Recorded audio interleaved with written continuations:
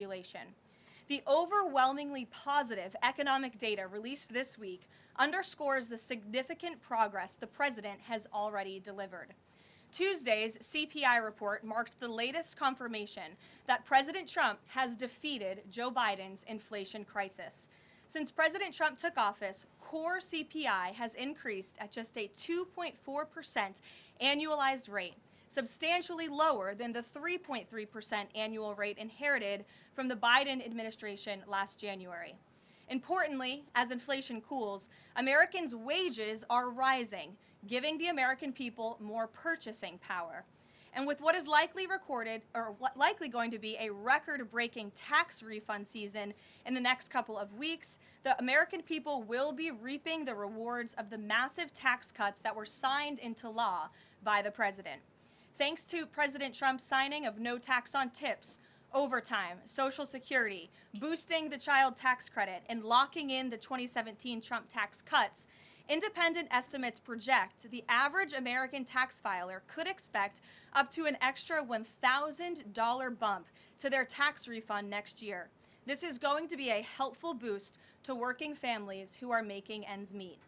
On the energy front, the national average price for a gallon of regular gas this week fell to its lowest level in 5 years, thanks to President Trump's drill baby drill agenda. According to Gas Buddy, the average price for regular gas on Monday was below $3 per gallon in 43 states, below $2.75 per gallon in 30 states, and at or below $2.50 per gallon in 17 states. In fact, gas prices were below $2 a gallon at stations in at least 19 states. Don't forget, this was unheard of just a couple of short years ago. Overall, drivers are projected to spend $11 billion less at the gas pump this year than they did last year, resulting in hundreds of dollars in critical savings for the average American family. We're also seeing the housing market rebound as borrowing costs ease and income growth outpaces home price gains. According to a new report also released this week from the National Association of Realtors, existing home sales in December rose to their fastest pace in 3 years. To further improve housing affordability, President Trump has recently announced and directed Fannie and Freddie to purchase $200 billion worth of mortgage bonds. As a result of these actions, mortgage rates have fallen to their lowest level in years. As of last Friday, rates for the average 30-year mortgage are down more than 1 full percentage point. Because of these significant declines, monthly housing payments are now at their lowest level in 2 years, and we expect this decrease to continue. As someone who was enormously successful in real estate, President Trump understands that owning a home is about more than just having a physical asset. It's about empowering young people to stake their claim in the American dream. It's about giving newlyweds a place to make their own and start a family. It's about promoting the spirit of hard work, determination, and yes, the rugged individualism that has made America the greatest country in the history of the world. President Trump knows America is strongest when it's a nation of owners, not renters, and he is determined to unlock that opportunity for as many Americans as possible. That's why he will outline additional housing initiatives during his major speech in Davos next week, and we look forward to seeing many of you there. Finally, this morning, President Trump unveiled a health care plan for America called the Great Health Care Plan, and a video message detailing his solutions to lower costs for all Americans and significantly improve our health care system. The Great Health Care Plan will accomplish this through 4 common sense pillars. Number 1, permanently lowering prescription drug prices. Congress can get this done by codifying President Trump's historic Most Favored Nation initiatives into law to guarantee Americans the same low prices for prescription drugs that people in other countries around the world pay. Additionally, by increasing consumer choice by making more verified, safe pharmaceutical drugs available for over-the-counter purchases. Number 2, the Great Health Care Plan will stop sending big insurance companies billions in extra taxpayer-funded subsidy payments and instead send that money directly to eligible Americans to allow them to buy the health insurance of their choice. Additionally, by funding a cost-sharing reduction program for health care plans and ending kickbacks from pharmacy benefit managers to large brokerage middlemen. Number 3, The Great Healthcare Plan will maximize price transparency by requiring any healthcare provider or insurer who accepts either Medicare or Medicaid to publicly and prominently post their pricing and fees to avoid surprise medical bills. This is an incredibly popular policy that has been bipartisan for many years, and President Trump is officially and firmly calling on Congress to get it done. And number 4, holds big insurance companies accountable by requiring them to publish rate and coverage comparisons up front on their websites in plain English so consumers and everyday Americans can make the best purchasing decisions for them and their families. These are common sense actions that make up President Trump's great healthcare plan, and they represent the most comprehensive and bold agenda to lower healthcare costs to have ever been considered by the federal government. Congress should immediately take up President Trump's plan and pass it into law. For Americans watching at home, you can visit greathealthcare.gov right now for more information on the Great Healthcare Plan. And with that, we will open it up to questions. In our new media seat today, we have a familiar face, Riley Gaines. I'm surprised it took us a year to get you here, but I'm very happy to see you. I know you have a new podcast, The Riley Gaines Show. And so thank you. And you brought a beautiful baby and your lovely husband, too. So thank you so much for joining. And why don't you kick us off? Absolutely. Well, thank you. First and foremost, congratulations to you. Being a girl mom will change your life in the best way possible. So excited you get to shop all the pink and the frilly and the bows. I was in Washington, D.C. earlier this week for the Supreme Court case. There were 2 arguments that were heard surrounding sex-based rights and if it's constitutional for states to pass laws that ultimately protect those rights for women. If the Supreme Court rules as anticipated in favor of maintaining these sex-based rights, is the administration prepared to take action against the states? I believe at this point it's 23 states that don't have those protections for women? Absolutely. And as you know, Riley, the administration already has done so. We've taken action in a number of fronts against these states who are failing to uphold the president's executive orders in this administration's policy of simply protecting women in women's sports and in women's private spaces. We've gone to the mat with large universities in this country as well to try to fight for what's fair and what's just for women and girls across the country. So I know you were at the arguments. I listened to them myself as a woman and as a former athlete, and I think the president speaks on common sense on this issue, that women's sports and private spaces should be protected, and that there are 2 genders, there are 2 sexes. That is not something we should be afraid to say in this country. And I think, frankly, it was quite alarming to not only hear a couple of justices gravel over that basic, fundamental, biological fact that men and women are different but inherently equal, but we are certainly different, and women deserve such rights. We hope and expect that the Supreme Court will rule in the right way on this matter. Thank you. Gabe. Caroline, thank you very much. A lot to talk about. Sure. Isn't there always a lot to talk about? What can you share about the president's meeting with Maria Corina Machado? Is it underway? What can you share about that? And then also, the president said yesterday that Delcy Rodriguez was, quote, a terrific person. Does the president trust the remaining members of the Maduro regime? I will say, to your first question, the meeting was about to begin as I was stepping out of the Oval Office moments ago, so my understanding is that it's underway right now. I know the president was looking forward to this meeting, and he's was expecting it to be a good and positive discussion with Ms. Machado, who is really a remarkable and brave voice for many of the people of Venezuela. So the president looks forward to obviously talking to her about the realities on the ground in the country and what is taking place. As for Ms. Rodriguez, the president did speak with her directly this week. As you know, he revealed that to all of you yesterday. And Secretary Rubio and the administration have been in constant communication with Ms. Rodriguez and other members of the interim government in Venezuela. They have been extremely cooperative. They have thus far met all of the demands and requests of the United States and of the president.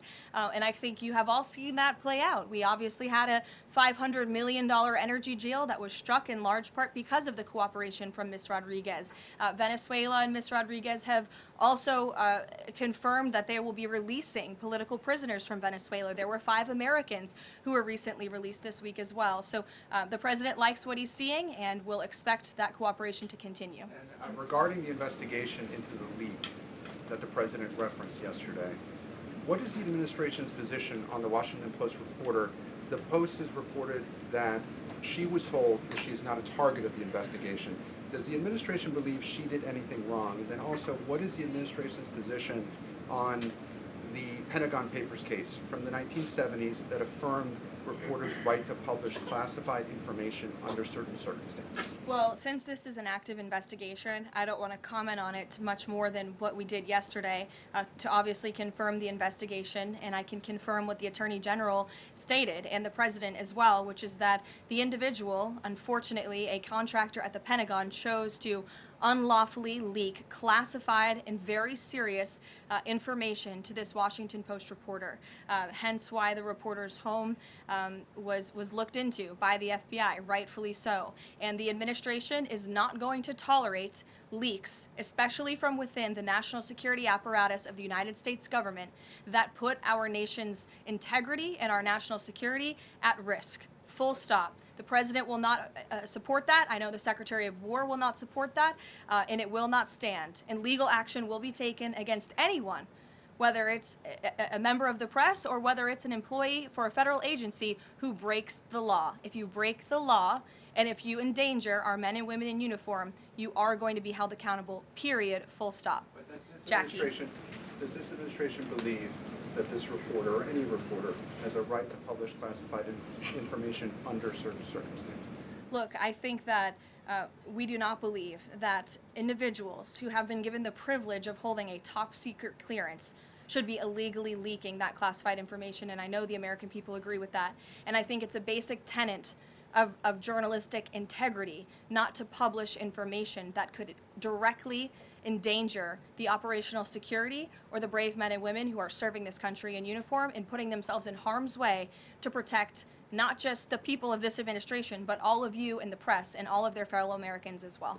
Jackie. Thank you, Karoline. I wanted to get the White House reaction to Iranian state TV broadcasting an implicit threat to the president's life. It was images of the assassination attempt in Butler, Pennsylvania, according to reports, with the message, "This time it will not go wrong." I have not seen that, to be honest with you, Jackie. We'll take a look, and I'll let the President and his national security team examine that footage to ensure its legitimacy. Again, I haven't seen it, so I can't comment on it. What I will say with respect to Iran is that the President and his team have communicated to the Iranian regime that if the killing continues, there will be grave consequences. And the President received a message, as he revealed to all of you and the whole world yesterday, that the killing and the executions will stop. And the President understands today that 800 executions that were scheduled and supposed to take place yesterday were halted. And so the President and his team are closely monitoring this situation, and all options remain on the table for the President. Netanyahu encouraged him against strikes. Look, it's true that President spoke with Prime Minister Netanyahu, but I would never details about their conversation without giving the expressed approval by the President himself. Ouija. Thank you, Karoline. Is it still the President's assessment that it would be very hard for Ms. Machado to leave Venezuela because he says she lacks the respect and support in that country? And will he raise that with her today? I think the President's assessment that you just pointed out was based on realities on the ground. It was a realistic assessment based on what the President was reading and hearing from his advisors and national security team. And at this moment in time, his opinion on that matter has not changed. He has also said that he would like there to be elections in Venezuela when the time is right. That's right. Do you have any update on when that might be? And is he committed to a transition to democracy for Venezuela? Yes, and he is also committed to hopefully seeing elections in Venezuela one day, but I don't have an updated timetable for you today. Reagan in the back. Thanks, Caroline. I have a question for you on Minnesota and then also Venezuela. Sure. President Trump threatened invoking the Insurrection Act today in Truth Social post. I'm wondering what his tipping point is. Like, what would it take for him to invoke the Insurrection Act? Look, that's only a question, frankly, Reagan, the President can answer. But the Insurrection Act is a tool at the President's disposal. As you know, it has been used sparingly, but it has been used by previous presidents in American history.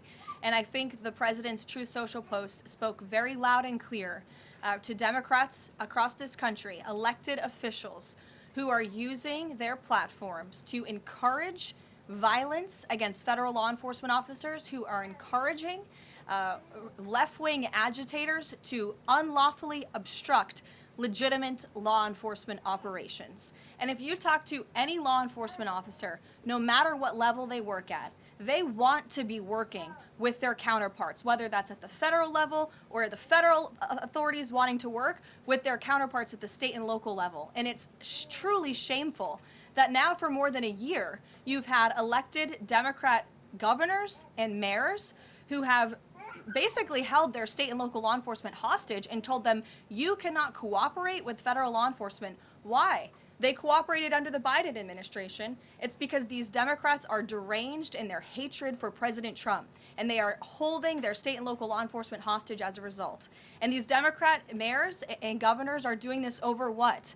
Over the lawful and legitimate law enforcement operations to remove violent criminals from the streets of Minnesota, from the streets of California, from the streets of New York, and from the streets of every state across this country. And you don't see these riots and this vandalism taking place in states like Florida. Why? Because you have a governor in that state who has empowered federal and local authorities to work together. And it's despicable what we're seeing from these Democrat politicians, especially in sanctuary states and cities across the country. Yesterday, Karoline. Go ahead, John. Oh, thank you so much. My question is, President Trump has talked twice in recent days, once at the Kennedy Center and then to Reuters again last night about canceling the election. Why is he talking about this? I believe you're referring to the president's interview at Reuters last night. I was in that interview. It was a closed-door interview. Obviously, there was not audio or video. The president was simply joking. He was saying, we're doing such a great job. We're doing everything the American people thought.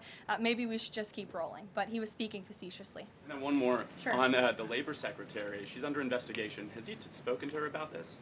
I don't know if the president has spoken directly to the secretary. If they have, I'm unfamiliar with that conversation, but I have spoken to the president about that report regarding the secretary. He's aware of the internal investigation and he stands by the secretary, and he thinks that she's doing a tremendous job at the Department of Labor on behalf of American workers. PBS, go ahead. You were mentioning a moment ago about working federal, state, local officials in Minneapolis. Governor Walz's office is saying today that he's trying to get a hold directly with the president. Have they spoken? And if they haven't, why haven't they spoken if there's a desire from Walz, as they're saying, to de-escalate what's happening there?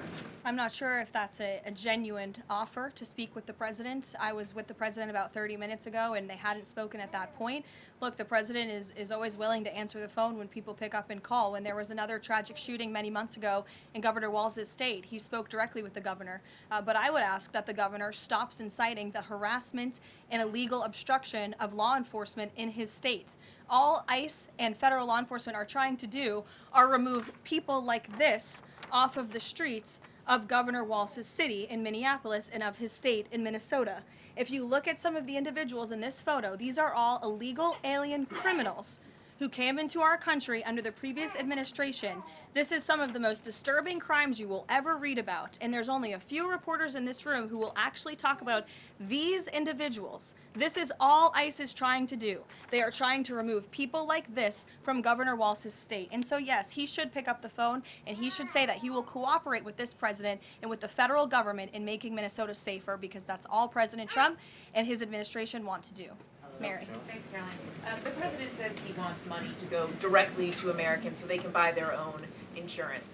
How exactly would this work? And can the president assure Americans that this will be enough to cover their health care costs? So this is the second principle in the president's health care plan, lowering insurance premiums specifically and ensuring that that money is going directly back to the American people and cutting the kickbacks that then raise those premiums. So this plan, once put into legislative text and passed by Congress and sent to the president's desk, will stop sending big insurance companies billions of an extra taxpayer-funded subsidy payments and instead send that money directly to eligible Americans to allow them to buy the health insurance of their choice through, you may have heard it be referred to as health savings accounts.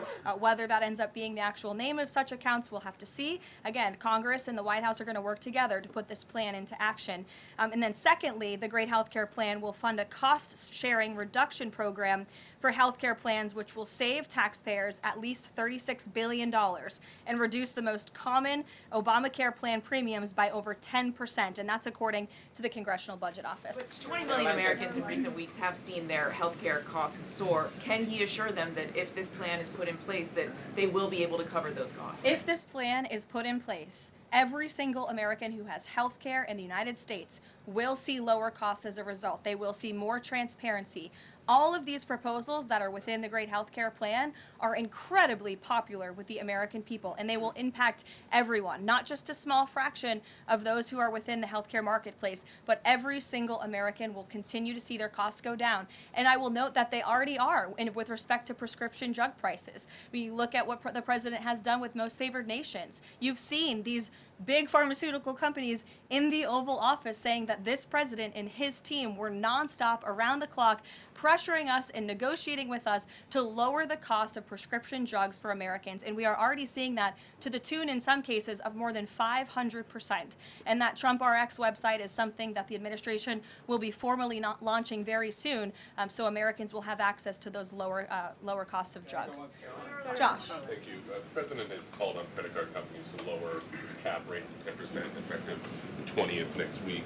If they don't do that, what's his what'll he do? What's the threat? Well, tariffs? No, I'm just kidding. The president certainly has an expectation, Josh, that the credit card companies will do this, just as he did with the pharmaceutical companies, that they will lower costs for American consumers. I don't have a specific consequence to outline for you, but certainly this is an expectation and, frankly, a demand that the president has made. And can you give us an update on the Fed? Sorry.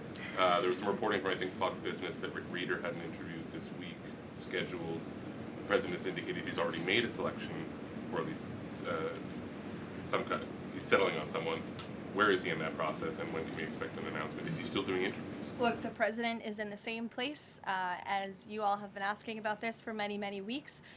He's in a decision-making phase. There are a few people who he likes very much for this job, maybe less than that. The truth is, like with all decisions, it's a decision for the president to make. And he said to Reuters in that interview last night that he thinks he'll be finally making that decision in the next couple of weeks. So we will see. And very quickly, there's been some criticism from other governments about Grok and XAI, the Twitter AI bot, and things it's been doing to manipulate images, including whether that would violate the Take It Down Act that the First Lady has supported. We've not heard from this administration on it. Elon Musk says that they've disabled that, but I wanted to ask you whether the administration has a position and whether that's something that you will be pursuing, or whether the president has talked to Mr. Musk about that. Yes, I will talk to the Office of Science and Technology, and we will get you a firm statement and answer on exactly where the administration stands. I don't want to speak on that without speaking with the experts on it. Karoline? Yes. Just to follow up on the health care plan, one of the things in the Affordable Care Act was coverage of pre-existing conditions. Is there any discussion or inclusion on that issue in the president's plan? The president's plan that he outlined today will have no impact on individuals in this country with pre-existing conditions. Obviously, that's a continued conversation that the White House will have with Congress, but that's not the president's intention with the Great Health Care Plan. Go ahead. Thanks, Caroline. Two questions on Minneapolis. And then you. Go ahead. Thanks. Two questions on Minneapolis, Sure. one on the ICE agent and the other on the rioting. I believe last night there were protesters or rioters that rifled through an FBI car, took weapons. We had a reporter embedded with ICE who said that she saw constant harassment all evening. Can you speak to the rhetoric we're hearing from Democrat politicians, whether they are causing violence against ICE, as well as some of the headlines we've seen not including the full story? Yeah, I mean, to your first point, I think I've addressed that these Democrat governors and mayors in not just Minnesota, but in states across the country are essentially, they've referred to ICE agents who, again, are brave men and women. And I would encourage everyone in this room, and I would encourage Governor Walz and other Democrats who are demeaning law enforcement to sit down and have a cup of coffee with an ICE agent or a Border Patrol agent. These are great, patriotic men and women who have families, who put on the uniform every day and are following our nation's immigration laws at the direction of their bosses and again, at the direction of the law. They are simply trying to enforce the law. And the Democrat Party has demeaned these individuals. They've even referred to them as Nazis and as the Gestapo. And that is absolutely leading to the violence we're seeing in the streets. If you look at some of the images out of Minneapolis last night, look at this vehicle. Look at what it says. It says F ICE. You have these individuals who are putting their middle finger, proudly so, at the camera. Another ICE vehicle that was vandalized last night by these left-wing agitators. People don't do this without encouragement from people in power who make them feel like it's okay. Here's another one. And I'm pretty sure this car, you can't see it, said the best agent is a dead agent, or something to that effect. This is despicable rhetoric that we're seeing, and the media is absolutely complicit in this violence, because if you look at the headline from CNN, protests erupt after federal agent shoots man in Minneapolis, that is not the story, that is not the truth. If you actually want to know the truth, you can look at what the Department of Homeland Security released, which is that this ICE agent was executing a targeted operation against a Venezuelan illegal alien who was unlawfully present in the country, who fled by car and then fled by foot. And when this ICE agent tried to detain the individual, 3 more of his comrades came rushing out of a house and started ambushing and attacking the ICE agent. They used a shovel or a broom to smash his face in. And so yes, that agent had to use self-defense and take up his weapon to protect his own life. That is what's happening on the streets of Minneapolis. That's what's happening on the streets, unfortunately, of these Democrat-run cities and states where you have elected officials who are encouraging such violence against our brave men and women in law enforcement. Thank you, Caroline. 2 questions. First, to follow up on one of my colleagues who asked you about the president's interview with Reuters. You said that he was joking about canceling the elections, but Americans for generations have fought and died for democracy, for this democracy. Are you saying that the president finds the idea of canceling elections funny? Andrew, were you in the room? No, you weren't. I was in the room. I heard the conversation. And only someone like you would take that so seriously and pose it as a question in that way. Second, Philip, go ahead. Thank you, Caroline.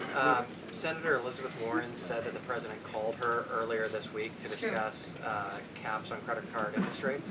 I'm curious, would the president work with her and other Democrats in Congress on a legislative fix to this issue? I think the president would work in good faith with anyone in Congress for a good legislative fix that would benefit the American people. And that's precisely why he called Senator Warren earlier this week on that matter. Thanks, Caroline.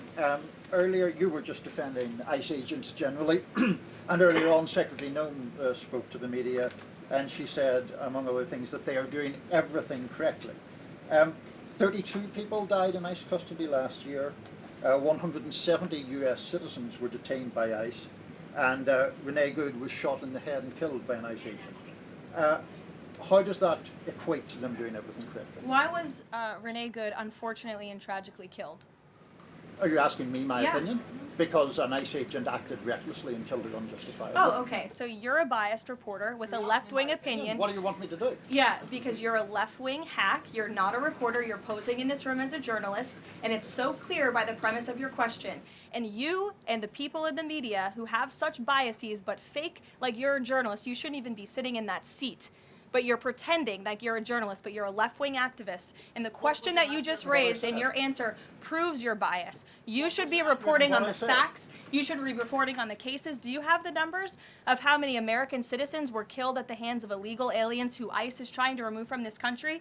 I bet you don't. I bet you didn't even read up on those stories. I bet you never even read about Laken Riley or Jocelyn Nungray or all of the innocent Americans who were killed at the hands of illegal aliens in this country. And the brave men and women of ICE are doing everything in their power to remove those heinous individuals and make our communities safer. And shame on people like you in the media who have a crooked view and have a biased view and pretend like you're a real honest journalist. Kelly. Caroline, 2 quick questions on Iran. I wanted to ask first, just if you can say, how close was the president to potentially launching strikes last night, and was it the Gulf states that convinced him not to do that, as some of the region there have said? Well, look, Kelly, I know there's been a lot of speculation in the media about what the president is going to do at any given moment or any given night. And I would say a lot of these stories, to be honest with you, I've been reading them, and they've been based on anonymous sources who are pretending or guessing to know the president's thinking. The truth is, only President Trump knows what he's going to do, and a very, very small team of advisors are read into his thinking on that. And as I just told you, he continues to closely monitor the situation on the ground in Iran. And as we saw yesterday, yesterday. He had heard that the killings and executions would stop, and we have seen 800 people, their lives have been spared as a result of that. The president continues to closely monitor, but also keep all of his options on the table. Karoline, two separate questions. Sure. On the Machado meeting first, what is it that the president feels that he needs to hear from her or from the opposition party that he hadn't heard prior to today, or he wanted to hear in the meeting, to be able to convince him to commit to some sort of a timeline for elections? I'm not sure the president is going into the meeting with expectations like you just laid out, Fran. I don't think he needs to hear anything from Ms. Machado. I think generally this is a meeting that the president was willing to take and willing to accept, to meet Ms. Machado in person and to just have a frank and positive discussion about what's taking place in Venezuela. That's all. And on the subject of Greenland, Jeff Landry, the president's special envoy for Greenland, wasn't in the White House meeting yesterday. Can you say why that was and what exactly the role he is playing in these conversations about acquiring Greenland? Well, the Vice President and the Secretary of State were present for that meeting, and the meeting, it was a productive meeting. It was a good meeting, and in that meeting, the two sides agreed to really establish a working group of individuals who will continue to have technical talks on the acquisition of Greenland. Those talks will take place, I'm told, every 2 to 3 weeks, so this is a conversation the administration intends to keep having with the Danes and with the respected delegation from Greenland. But the president has made his priority quite clear. He wants the United States to acquire Greenland. He thinks it's in our best national security to do that. Indeed. There have been multiple instances of American citizens being detained by ICE, and I'm wondering what the administration is asking the agency to do, or what steps is the administration asking the agency to take to ensure that Americans are not wrongly arrested? Obviously, ICE is focused on detaining individuals who are unlawfully present in the country. And there have been hundreds of thousands of illegal aliens who have been arrested and detained and deported from this country by ICE over the course of the last year. And that's their intention, and that is their goal. Elizabeth. Thank you, Karoline. One follow-up on Greenland. You reportedly sent troops over there. Does that change at all what the president is doing on this? And then a second question. Yesterday, in a Senate help hearing, Senator Josh Hawley repeatedly asked a doctor if men can get pregnant, and she did not directly answer that. What are your thoughts on that? Well, to your first question on Greenland, I don't think troops in Europe impact the president's decision-making process, nor does it impact his goal of the acquisition of Greenland at all. To your second question, I mean, anyone in their right mind with common sense who's speaking honestly and candidly will say that men cannot get pregnant. And I think I can attest to that myself. So thank you all very much.